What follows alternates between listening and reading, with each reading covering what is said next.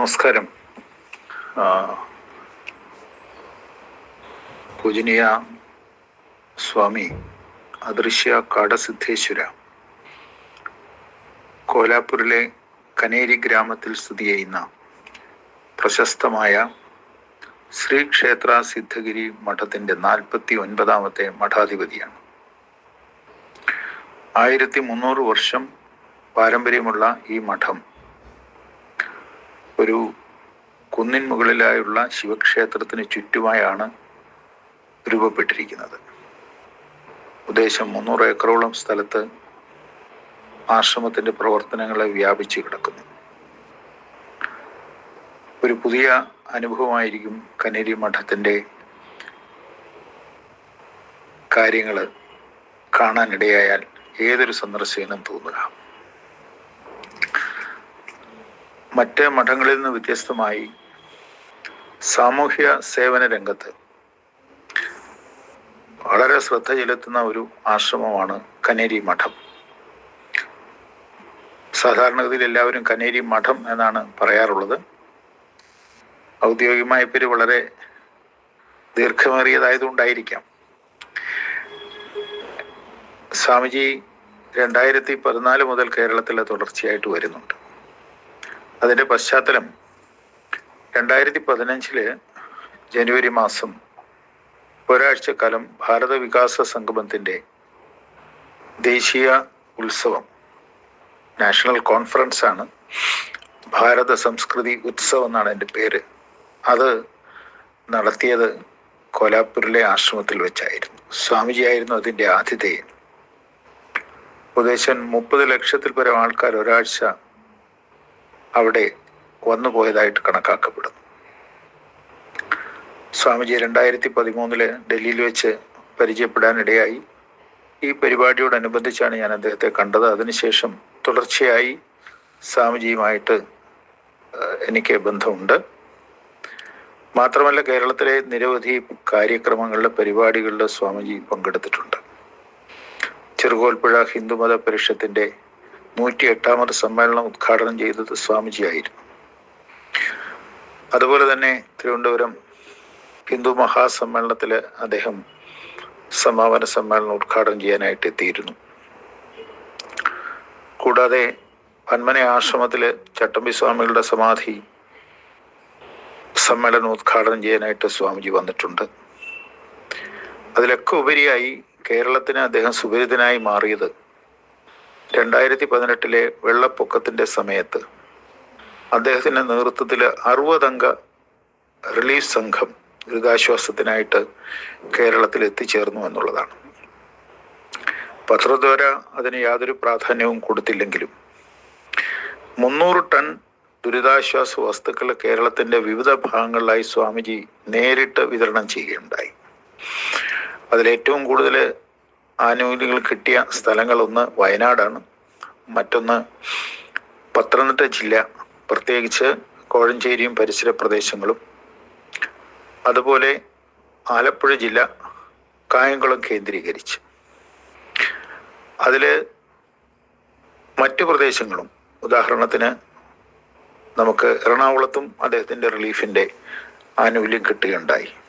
വനപ്രദേശങ്ങളിൽ കോതമംഗലത്ത്, കുട്ടമ്പുഴ തുടങ്ങിയ പ്രദേശങ്ങളിൽ വനപ്രദേശത്ത് പട്ടിണിയിലായിരുന്ന ജനങ്ങൾക്ക് ആശ്വാസം ഏകുവാനും അദ്ദേഹം ശ്രദ്ധിച്ചു. 300 ടണ്ണിൽ പരം സാധനങ്ങൾ ഈ വെള്ളപ്പൊക്കത്തിൽ ചെളി നിറഞ്ഞു കിടക്കുന്ന പ്രദേശങ്ങളിൽ ഇറങ്ങി നിന്നുകൊണ്ട് വിതരണം ചെയ്യുന്നതിന് നേതൃത്വം കൊടുക്കുവാൻ സ്വാമിജി 2 ആഴ്ചക്കാലം കേരളത്തിൽ ചെലവഴിച്ചു. ഇവിടെ കോഴഞ്ചേരിയിൽ അദ്ദേഹം അമൃതധാര ഗോശാല കേന്ദ്രമാക്കിയാണ് പ്രവർത്തിച്ചത്. കാരണം അവിടെ അത്രയും പേർക്ക് താമസിക്കാനുള്ള സംവിധാനവും അതുപോലെ ട്രക്കുകളും ഉണ്ടായിരുന്നു വിതരണം ചെയ്യാനായിട്ട്. അതുപോലെ തന്നെ മറ്റൊരു കേന്ദ്രമായിരുന്നു കായംകുളത്ത് രാമകൃഷ്ണ ആശ്രമത്തിന്റെ ഓഡിറ്റോറിയം. അവിടെ കേന്ദ്രീകരിച്ചാണ് സാധനങ്ങൾ സ്റ്റോക്ക് ചെയ്തത്. വേറൊരു സംഗതി, ഈ പെരുമ്പാവൂർ അതുപോലുള്ള പ്രദേശങ്ങളിൽ വെള്ളപ്പൊക്കം ഉണ്ടായ സ്ഥലങ്ങളിലും അദ്ദേഹം നേരിട്ട് വന്ന് ഈ ദുരിതാശ്വാസ വസ്തുക്കൾ വിതരണം ചെയ്യുണ്ടായി. അത് പുതുവസ്ത്രങ്ങൾ, അതുപോലെ തന്നെ അരി, ഗോതമ്പ്, അതുപോലെ മറ്റ് ധാന്യങ്ങൾ, ഇതെല്ലാം തന്നെ അദ്ദേഹം നേരിട്ട് വിതരണം ചെയ്യുണ്ടായി. അദ്ദേഹത്തിൻ്റെ ടീമിൽ കോലാപ്പൂരിലെ 8 ഡോക്ടർമാരുണ്ടായിരുന്നു. മെഡിക്കൽ സ്റ്റുഡൻസ് ഉണ്ടായിരുന്നു, സന്നദ്ധ സേവകരായിട്ടുള്ള അവിടുത്തെ വൈറ്റ് ആർമി ഉണ്ടായിരുന്നു. അങ്ങനെയുള്ളൊരു മറക്കാനാവാത്ത അനുഭവം അദ്ദേഹത്തിൻ്റെ ഭാഗത്തു നിന്ന് കേരളത്തിന് ലഭിച്ചിട്ടുണ്ട്. പക്ഷെ അദ്ദേഹം സേവന പ്രവർത്തനങ്ങളെ ഏതെങ്കിലും തരത്തിലുള്ള പ്രചരണത്തിന് ഉപയോഗിക്കരുത് എന്നുള്ള നിഷ്ഠയുള്ളത് കൊണ്ട് അതിൻ്റെ ഫോട്ടോഗ്രാഫ്സ് പോലും എടുക്കാനായിട്ട് അനുമതി ഉണ്ടായിരുന്നില്ല. നമ്മുടെ കേരളത്തിൽ മാത്രമല്ല, നേപ്പാളിൽ ഭൂകമ്പം ഉണ്ടായ സമയത്തും അവിടെ എത്തിയ ആദ്യത്തെ റിലീഫ് സംഘം സ്വാമിജിയുടെ നേതൃത്വത്തിൽ ആയിരുന്നു.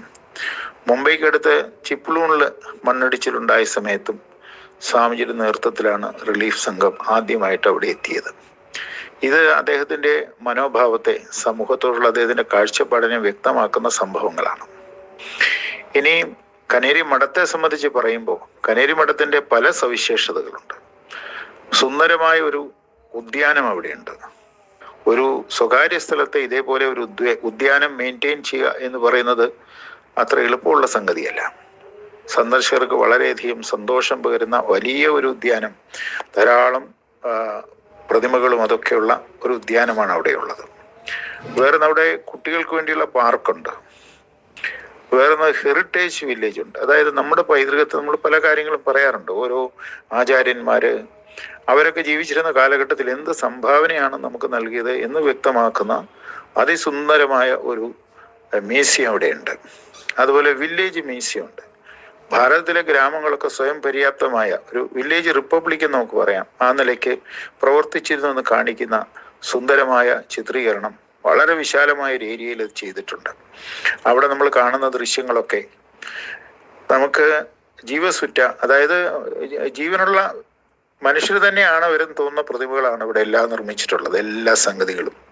അപ്പൊ ഇത് നേരിട്ട് കാണാനുള്ള ഒരു അവസരം ഉണ്ടായാൽ നമുക്ക് അത്ഭുതപരന്തരാക്കും എന്നുള്ളതിൽ യാതൊരു സംശയവുമില്ല. അതുപോലെ അവിടെയുള്ള ഒരു പ്രത്യേകത, അവിടെ നല്ല സജ്ജമായ ഹോസ്പിറ്റൽ ഉണ്ട്. സിദ്ധഗിരി മെഡിക്കൽ സെന്റർ എന്ന് പറയുന്ന സ്പെഷ്യാലിറ്റി ഹോസ്പിറ്റലുണ്ട്. 200 ബെഡുള്ള ആ സ്പെഷ്യാലിറ്റി ഹോസ്പിറ്റല് മഹാരാഷ്ട്രയിൽ ഏറ്റവും കുറച്ച് റേറ്റിൽ ആതുര സേവനം ചെയ്യുന്ന സ്ഥാപനമാണ്. മാത്രമല്ല, നമ്മുടെ നാട്ടില് ഇവിടെ ശ്രീ ചിത്ര മെഡിക്കൽ സെന്ററിൽ വർക്ക് ചെയ്തിരുന്ന ന്യൂറോ സർജനാണ് ഇപ്പോൾ അവിടെയുള്ള സർജൻ. അദ്ദേഹം അവിടെ ജോയിൻ ചെയ്യാൻ കാരണം ശമ്പളം കൊണ്ടുള്ള ആകർഷണമല്ല, സേവനം കൊണ്ടുള്ള ആകർഷണമാണ്. അദ്ദേഹത്തിന്റെ പേര് ശിവശങ്കർ എന്നാണ്, ഡോക്ടർ ശിവശങ്കർ. അദ്ദേഹത്തിന്റെ നേതൃത്വത്തിലുള്ള ന്യൂറോ വിഭാഗമുണ്ട്. ഭാരതത്തിന്റെ എല്ലാ ഭാഗത്തു നിന്നും സർജറിക്കായിട്ട് ആൾക്കാർ അവിടെ എത്തുന്നുണ്ട്. അതുമാത്രമല്ല, അവിടെ കമ്പൽസറി ആയിട്ട് അഡ്മിഷൻ വളരെ കുറവാണ്. കാരണം ആൾക്കാരെ വീട്ടിലേക്ക് അയക്കാൻ കഴിയുമെങ്കിൽ വീട്ടിലേക്ക് അയക്കാൻ തന്നെയാണ് ആശ്രമം ശ്രദ്ധിക്കാറുള്ളത്. പണത്തിനെ സ്നേഹിക്കുന്ന പല ആതുരാലയങ്ങളും നമുക്കറിയാം. അതിൽ നിന്ന് വളരെ വ്യത്യസ്തമായാണ് ഈ സ്ഥാപനം പ്രവർത്തിക്കുന്നത്. വളരെ ശ്രദ്ധേയമായ മറ്റൊരു സംഗതി, ഇന്ന് നമുക്കറിയാം കുട്ടികളുടെ അതായത് കുട്ടികളില്ലാത്ത ദമ്പതികൾ ലക്ഷക്കണക്കിന് രൂപ ചെലവഴിച്ച് ചികിത്സ നേടാനായിട്ട് നിർബന്ധിതരാകുന്നുണ്ട്. പക്ഷേ കനേരി മഠത്തിൻ്റെ ഹോസ്പിറ്റലിൽ വെറും 60,000 രൂപ മാത്രമാണ് ഈ ട്രീറ്റ്മെൻറ്റ് പാക്കേജ് എന്നുള്ള നിലയ്ക്ക് ഈടാക്കുക. അതുമാത്രമല്ല, ആയുർവേദം അലോപ്പതി രണ്ടും കോ എക്സിസ്റ്റ് ചെയ്യുന്ന ഡിപ്പാർട്ട്മെൻ്റാണ് ഈ രംഗത്തുള്ളത്, IVF യൂണിറ്റ്. അത് നമ്മളെ സംബന്ധിച്ചിടത്തോളം നമുക്ക് അതിൻ്റെ ഒരു ആൾക്കാരിലേക്ക് അത് എത്തുക എന്നുള്ളത് നമ്മുടെ ഒരു ആവശ്യമാണ്. കാരണം ഇന്നത്തെ ഏറ്റവും കൂടുതൽ വലിയൊരു പ്രശ്നമാണ് ഈ കുട്ടികളില്ലാത്തവർ ധാരാളം സമൂഹത്തിലുണ്ട് എന്നുള്ളത്. അപ്പം അതിനൊരു പരിഹാരം എന്നുള്ള നിലയ്ക്ക് ആ ഹോസ്പിറ്റലിൻ്റെ ആ സെൻറ്റർ വളരെയധികം നല്ല സേവനം ചെയ്യുന്നുണ്ട്. സക്സസ് റേറ്റ് 80% ആണ് എന്നുകൂടി ഞാൻ സാക്ഷ്യപ്പെടുത്തുന്നു. അത് വളരെ വലിയൊരു റെക്കോർഡാണ്. വേറെ അവിടെയുള്ള ആയുർവേദ ഹോസ്പിറ്റലാണ്. അതുപോലെ തന്നെ നേഴ്സിംഗ് കോളേജുണ്ട്. അടുത്ത കാലത്തായിട്ട് അവിടെ വെറ്റിനറി കോളേജും തുടങ്ങിയിട്ടുണ്ട്. 1500 പരം നാടൻ പശുക്കളെ അവിടെ പരിപാലിച്ചു പോരുന്നുണ്ട്.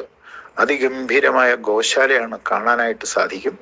അതുപോലെ തന്നെ ശ്രീകൃഷ്ണന്റെ ബാല്യകാല ലീലകൾ, ജനനം മുതൽ ബാല്യകാല ലീലകളെ ചിത്രീകരിക്കുന്ന ഗോകുലവും അവിടെ ഏർപ്പാടാക്കിയിട്ടുണ്ട്. ഇത് കാണാനും നമുക്ക് സാധിക്കും. വേറൊരു സംഗതി, സ്വാമിജി അവിടെ കൃഷി ചെയ്യുന്നത് കൗ ബേസ്ഡ് അഗ്രികൾച്ചറാണ്. ഇന്ത്യയിൽ ഗോ ആധാരിത് ഖേത്തി എന്ന് പറയും. നമുക്കറിയാം, നമ്മുടെ സമൂഹം നേരിടുന്ന ഏറ്റവും വലിയ പ്രശ്നമാണ് പെസ്റ്റിസൈഡ്സ് എന്നുള്ള ദുരന്തങ്ങളാണ്. നമ്മുടെ ഇന്നത്തെ ജീവിതക്രമത്തിൽ പെസ്റ്റിസൈഡ്സിന്റെ സാന്നിധ്യം വളരെ കൂടുതലാണ്.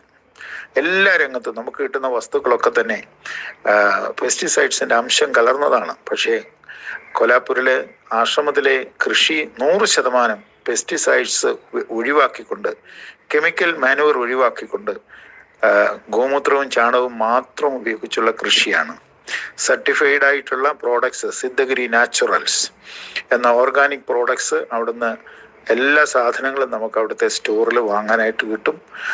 ശർക്കര ഉൾപ്പെടെയുള്ള സംഗതികൾ 1 ഗ്രാം പോലും കെമിക്കൽ മാനുവർ ചേർക്കാത്ത, പെസ്റ്റിസൈഡ് ഉപയോഗിക്കാത്ത വസ്തുക്കൾ അവിടുത്തെ പ്രോഡക്ട്സിൻ്റെ കാര്യത്തിൽ ഒരു പ്രത്യേകതയാണ്. വേറൊരു സംഗതി, അവിടെയുള്ള ഗുരുകുലമാണ്. ഗുരുകുലത്തിൻ്റെ പേര് സിദ്ധഗിരി ഗുരുകുൽ എന്നാണ്. അപ്പോൾ ആ ഗുരുകുലത്തിൽ 200 പരം വിദ്യാർത്ഥികൾ പഠിക്കുന്നുണ്ട്. പൗരാണിക ഭാരതത്തിലെ വിദ്യാഭ്യാസ സമ്പ്രദായം അതേപടി ആധുനിക വിദ്യാഭ്യാസത്തിൻ്റെ സാന്നിധ്യത്തിൽ തന്നെ കുട്ടികൾക്ക് കരഗതമാകുന്ന ഒരു സ്ഥാപനമാണ് ഇത്. അവിടെ നടക്കുന്ന കാര്യങ്ങൾ വർണ്ണനാതീതമാണ് എന്ന് പറയാൻ ഞാൻ ആഗ്രഹിക്കുന്നു. കാരണം ഒരു ചെറിയ ഉദാഹരണം, അവിടെ എല്ലാ കുട്ടികളും ഈ ഹോഴ്സ് റൈഡിങ്, കുതിരസവാരി പഠിക്കണം. എല്ലാവരും മാർഷൽ ആർട്സ് പഠിക്കണം. നൃത്തം പഠിക്കാൻ, ഏത് നൃത്തം പഠിക്കാനുമുള്ള അവസരമുണ്ട്. അതുപോലെ തന്നെ യോഗ, റോപ്പിൽ കിടന്നുകൊണ്ട് അല്ലെങ്കിൽ അതിൽ പിടിച്ചുകൊണ്ടുള്ള യോഗയുടെ ഡെമോൺസ്ട്രേഷൻ അവിടെ കാണാൻ സാധിക്കും. മഹാരാഷ്ട്രയ്ക്ക് ഈ ശാരീരിക ക്ഷമത അല്ലെങ്കിൽ ശാരീരികമായ അഭ്യാസങ്ങളുടെ കാര്യത്തിൽ മഹാരാഷ്ട്രയ്ക്ക് ഒരു വലിയ പൈതൃകമുണ്ട്. ആ പൈതൃകം പൂർണ്ണമായി നിലനിർത്തിക്കൊണ്ടാണ് ഇത് പ്രവർത്തിക്കുന്നത്. കുട്ടികളുടെ മാനസികവും ശാരീരികവുമായ ഉന്നതിക്ക് വേണ്ടിയുള്ള എല്ലാ സംഗതികളോടും ഒരുക്കിയിട്ടുണ്ട്. നമ്മൾ പൗരാണിക ഭാരതത്തിലുണ്ടായിരുന്ന ഒരു വിദ്യയാണ് ത്രിനേത്ര എന്ന് പറയുന്നത്. ധ്യാനത്തിലിരുന്നു കൊണ്ട് നമ്മൾ ചോദിക്കുന്ന ചോദ്യങ്ങൾ, നമ്മുടെ ഫെമിലിയറായ സ്ഥലങ്ങളെക്കുറിച്ചൊക്കെ തന്നെ ചോദിച്ചാൽ അവരൊരിക്കലും കണ്ടിട്ടില്ലാത്ത സ്ഥലങ്ങളെക്കുറിച്ച് പോലും നമുക്ക് മറുപടി നൽകാൻ അവർക്ക് ധ്യാനത്തിലിരുന്നുകൊണ്ട് സാധിക്കുന്ന ത്രിനേത്രയുണ്ട്. അതുപോലെ മെമ്മറി എന്ന് പറഞ്ഞാൽ 30 വാക്കുകൾ വരെ അസെൻഡിങ് ഡിസെൻഡിങ് ഓർഡറിൽ നമ്മൾ ഡിക്റ്റേറ്റ് ചെയ്യുന്ന വാക്കുകൾ ഇരിക്കുന്ന കുട്ടികളുടെ പിറകിൽ വെച്ചിരിക്കുന്ന ബോർഡിൽ എഴുതുകയും അത് ടീച്ചർ റിപ്പീറ്റ് ചെയ്യുകയും ചെയ്ത് കഴിഞ്ഞാൽ അവിടെ ഇരിക്കുന്ന കുട്ടികൾ ഈ 30 വാക്കുകളും അസെൻഡിങ് ഡിസെൻഡിങ് ഓർഡറിൽ പറയാൻ കഴിയുന്നതും, അതുപോലെ തന്നെ റാൻഡം, നമ്മൾ ഇടയ്ക്ക് ഏതെങ്കിലും ഒരെണ്ണം, ഇപ്പോൾ ഒരു വാക്ക് 5ാമത്തെ വാക്ക് ഏതാണെന്ന് ചോദിച്ചാൽ ഈസി ആയിട്ട് ആ കുട്ടികൾ പറയുന്നതുമായ ദൃശ്യം മനുഷ്യൻ്റെ മസ്തിഷ്കത്തിൻ്റെ അപാരമായ കഴിവിനെ വ്യക്തമാക്കുന്നതാണ്. അപ്പം ഇങ്ങനെയുള്ള ഒരു ഗുരുകുലമാണ് ഇവിടെയുള്ളത്. അതുമാത്രമല്ല, ഇതിൽ ഏറ്റവും സന്തോഷകരമായ കാര്യം, മണിപ്പൂര്, മേഘാലയ തുടങ്ങിയ പ്രദേശങ്ങളിലെ നമ്മുടെ ഗോത്രവംശങ്ങളിൽ പെടുന്ന നമ്മുടെ കുഞ്ഞുങ്ങൾ ഏകോദര സഹോദരന്മാരായിട്ട് ഈ സ്കൂളിൽ പഠിക്കുന്നു എന്നുള്ളത് വലിയ സന്തോഷകരമായ കാര്യമാണ്. 7ാമത്തെ വയസ്സിൽ ഗുരുകുലത്തിൽ ചേർന്നാൽ 19ാമത്തെ വയസ്സിലാണ് നമുക്കിവിടുന്ന് വിരമിക്കാൻ സാധിക്കുന്നത്. അതിനോടൊക്കെ ഒരു പൂർണ്ണ ഒരു പൗരനായിട്ട്, എല്ലാ കഴിവുകളും ഒത്തിണങ്ങിയ ഒരു പൗരനാക്കി അവരെ മാറ്റാൻ സ്വാമിജിയുടെ നേതൃത്വത്തിൽ പരിശ്രമം നടക്കുന്നത് നമുക്ക് ഏറ്റവും സന്തോഷം തരുന്ന ഒരു സംഗതിയാണ്. വേറൊരു സംഗതി പറയാനുള്ളത്, അവിടെ ആശ്രമത്തിനടുത്ത് തന്നെ ഷേഖേവാടി എന്ന് പറയുന്ന ഒരു ഗ്രാമമുണ്ട്. ഈ ഗ്രാമത്തിൽ അതിൻ്റെ ഗ്രാമത്തിൻ്റെ പ്രത്യേകത, സ്വാമിജി അതൊരു മാതൃകാ ഗ്രാമമാക്കി മാറ്റിയിരിക്കുന്നതാണ്. മാതൃകാ ഗ്രാമം എന്ന് പറയുമ്പോൾ 2010 മുതൽ തന്നെ ആ മാതൃകാ ഗ്രാമത്തിൽ LPGയുടെ ഉപയോഗമില്ല.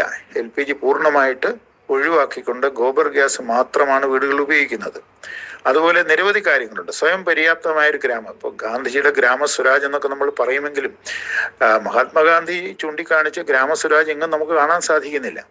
അപ്പോൾ ഈ ഗ്രാമത്തിൻ്റെ പ്രത്യേകത അവിടുത്തെ ഭരണ നിർവഹണം, അതുപോലെ തന്നെ അതിൻ്റെ പ്രസിഡന്റ് എന്ന് പറയുന്ന സർപഞ്ച് എന്ന് പറയുന്ന ലേഡിയാണ്. കൂടാതെ അവിടുത്തെ സ്കൂള്, അത് നമ്മൾ പോയി കാണേണ്ടതാണ്. അതുപോലെ തന്നെ അവിടുത്തെ പ്രോഡക്ട്സ്, ആ ഗ്രാമത്തിലേക്ക് ആവശ്യമായ എല്ലാം ആ ഗ്രാമത്തിൽ ഉൽപ്പാദിപ്പിക്കാൻ സാധിക്കുന്നു. അവിടുത്തെ സൊസൈറ്റി, പാൽ സൊസൈറ്റി തന്നെ 2010 മുമ്പ് തന്നെ ക്യാഷ്ലെസ് സൊസൈറ്റി ആയിട്ട് മാറി. എന്ന് വെച്ചാൽ നമ്മൾ കൊണ്ടു കൊടുക്കുന്ന പാലിൻ്റെ തുക നമ്മുടെ അക്കൗണ്ടിലേക്ക് ക്രെഡിറ്റ് ചെയ്ത് വരുന്ന ഒരു സംവിധാനം സ്വാമിജി ഡിജിറ്റലൈസേഷനൊക്കെ മുമ്പ് തന്നെ അവിടെ നടപ്പാക്കി എന്നുള്ളത് അത്ഭുതകരമായൊരു കാര്യമാണ്. അങ്ങനെയുള്ള അതിസുന്ദരമായൊരു ഗ്രാമം. അതിലെല്ലാം ഉപരിയായിട്ട് നമുക്ക് കാണാൻ സാധിക്കുന്നത് അവിടെ ഒരു ക്രിമിനൽ കേസോ സിവിൽ കേസോ ഇല്ല. പൗരന്മാർ തമ്മിൽ യാതൊരു തർക്കങ്ങളും ഇല്ല. അവിടെ ഒരു ഡിസ്പ്യൂട്ട് ഉണ്ടായാൽ അത് ഗ്രാമവാസികൾ ഒന്നു ചേർന്നിരുന്ന് പരിഹരിക്കുന്ന സംവിധാനമാണ്. ഇതുവരെ ഒരു കേസ് പോലും അവിടെ ഉണ്ടായിട്ടില്ല. മറ്റൊന്ന്, അവിടെ മദ്യഷാപ്പില്ല. മദ്യത്തിൻ്റെ ഉപയോഗം ഒരു പൗരൻ പോലും മദ്യം ഉപയോഗിക്കുന്നതായിട്ടില്ല. അപ്പം ഇതൊക്കെ നമ്മളെ അത്ഭുതപ്പെടുത്തുന്ന ഒരു ഗ്രാമമാണ് ഷേക്കവാടി ഗ്രാമം. ഇതുകൂടാതെ സ്വാമിജി ഇപ്പോൾ നോർത്തേൺ ഗോവയിൽ ഒരു പുതിയ എക്സിബിഷൻ സ്വാമിജി കൊണ്ടുവരുന്നുണ്ട്. ഹിന്ദു സമൂഹത്തിൻ്റെ ഷോഡശ സംസ്കാരങ്ങൾ എന്താണെന്ന് ഒരു സന്ദർശകന് അനുഭവവേദ്യമാക്കാൻ കഴിയുന്ന വിധത്തിലുള്ള ബൃഹത്തായ ഒരു മ്യൂസിയം പൂർത്തിയായി വരുന്നുണ്ട് ഇപ്പോൾ. അതുകൂടാതെ ബീജാപ്പൂരിൽ, നെയ്ബറിംഗ് ആയിട്ടുള്ള കർണാടകത്തിലെ ബീജാപ്പൂരിൽ അദ്ദേഹം ആശ്രമത്തിൻ്റെ പണി ഇപ്പം നിർവഹിക്കുന്നുണ്ട്. കേരളത്തിലും ആശ്രമത്തിൻ്റെ പ്രവർത്തനം തുടങ്ങി. ആ പ്രവർത്തനം അടൂരിനടുത്ത് കൊടുമൺ എന്ന സ്ഥലത്ത് ആശ്രമത്തിൻ്റെ പണി ഈ ഫെബ്രുവരി മാസത്തിൽ നിർമ്മാണ പ്രവർത്തനങ്ങൾ 12-ാം തീയതിയോടുകൂടി ആരംഭിക്കുകയാണ്. ഒരു 7 സ്റ്റോറി ബിൽഡിംഗ് ആണ് നമ്മൾ വിഭാവനം ചെയ്യുന്നത്. നമ്മുടെ ഗ്രാമത്തിലെ ജനങ്ങൾക്കെല്ലാവർക്കും ജാതി മതഭേദമന്യേ എല്ലാവർക്കും സേവനം ചെയ്യാൻ കഴിയുന്ന വിധത്തിലുള്ള ഒരു ആശ്രമമാണ് നമ്മൾ ഉദ്ദേശിക്കുന്നത്. അതുകൂടാതെ തമിഴ്നാട്ടിൽ